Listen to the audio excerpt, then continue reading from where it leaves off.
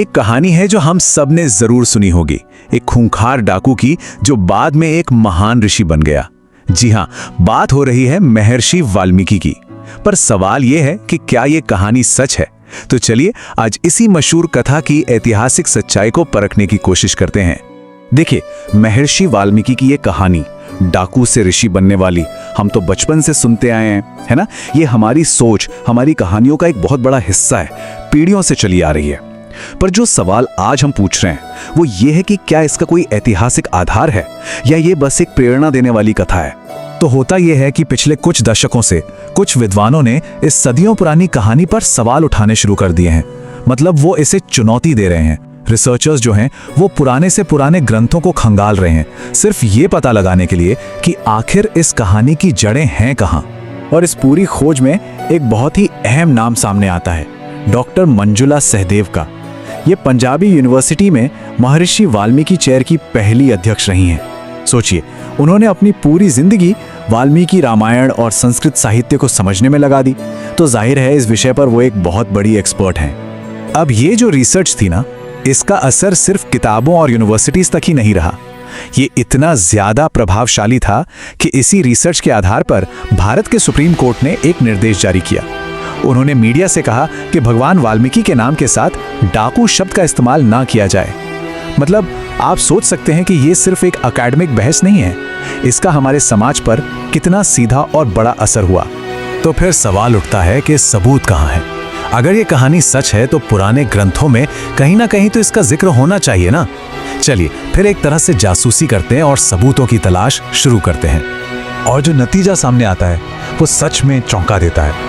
वैदिक काल से लेकर 9वीं शताब्दी तक, मतलब 1000 साल से भी ज्यादा का जो लिखित इतिहास है हमारे पास, उसमें एक भी सिंगल ऐसा ग्रंथ नहीं मिलता जो ये कहता हो कि वाल्मीकि जी डाकू थे।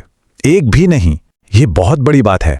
अरे कहीं और क्यों जाना, अगर हम खुद वाल्मीकि रामायण को ही उठाकर देख लें तो उसमें उन्हें भगवान, मुनि, ऋषि, महर्षि, मतलब कितने सम्मानजनक शब्दों से बुलाया गया है।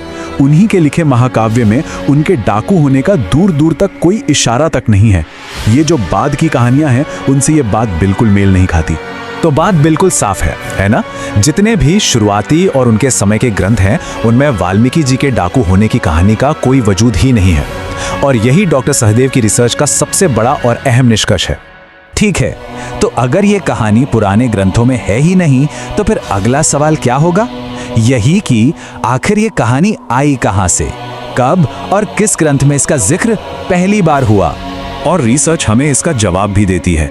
ये कहानी पहली बार सामने आती है 10वीं शताब्दी में स्कंद पुराण में। ये कई पुराणों में से एक है। इससे पहले इसका कोई लिखित सबूत कहीं नहीं मिलता। और फिर बाद में 15वीं और 16वीं शताब्दी में दूसरे ग्रंथों ने इस कहानी को और आगे बढ़ाया और ये धीरे धीरे पॉपुलर हो गई।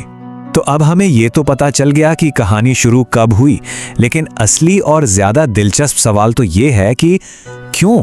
आखिर 10वीं शताब्दी के आसपास ऐसा क्या हो रहा था समाज में कि इस तरह की एक नई कहानी की जरूरत महसूस हुई? इसका कनेक्शन जोड़ा जाता है भक्ति आंदोलन से। देखिए, 8वीं शताब्दी के बाद और खासकर 13वीं से 16वीं शताब्दी के बीच पूरे भारत में भक्ति आंदोलन जोरों पर था। इस आंदोलन का मूल मंत्र क्या था? व्यक्तिगत बदलाव, कि कैसे कोई भी इंसान बदल सकता है और ईश्वर की कृपा से मोक्ष पा सकता है।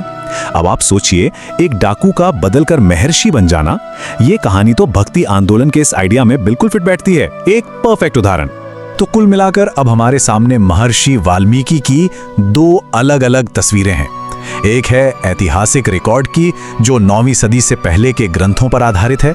यह तस्वीर उन्हें एक बहुत ही आदरणीय ऋषि के रूप में दिखाती है।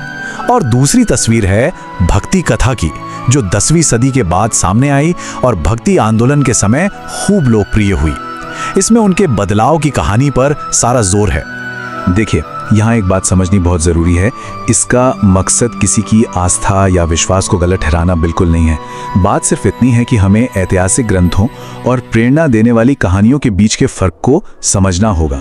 जो संत चरित या भक्ति कथाएं होती हैं उनका मकसद अक्सर ऐतिहासिक सच्चाई बताना नहीं बल्कि एक आध्यात्मिक संदेश देना होता है, लोगों को प्रेरित करना होता है।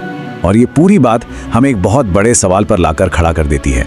इतिहास के बारे में जो हमारी समझ है उसे फैक्ट्स कितना बनाते हैं और कहानियां कितना। ये एक बेहतरीन उदाहरण है कि कैसे एक बहुत पावरफुल कहानी समय के साथ इतिहास का सच बन सकती है, भले ही उसका कोई ठोस ऐतिहासिक आधार हो या ना हो। सोचने वाली बात है ना।